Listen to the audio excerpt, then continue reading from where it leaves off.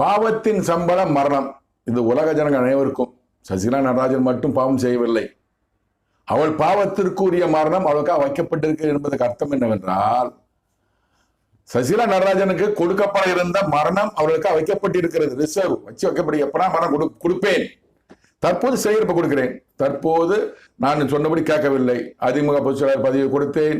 அதை மீறியும் தமிழக முதலமைச்சர் பதவிக்கு ஆசைப்பட்ட காரணத்தினால்தான் சொத்து குவிப்பு வழக்கை நான் கொண்டு வருகிறேன்.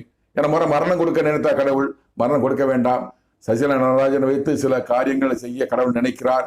அதுக்காகத்தான் அவர் உயிரோடு இருக்க வேண்டும் என்ற காரணத்தினால்தான் மரணம் கொடுப்பதை தற்காலிகமாக நிறுத்திவிட்டு அடுத்து என்ன செய்யலாம், சரி சொத்து குவிப்பு சிறை கணிப்புன்னு சொல்லிட்டு சொத்து குவிப்பு வழக்கு திருப்பு அவர் தான் கடவுள் தான் வரவழைத்தது. இல்லைன்னா விடுதலை தான் கிடைத்திருக்கும்.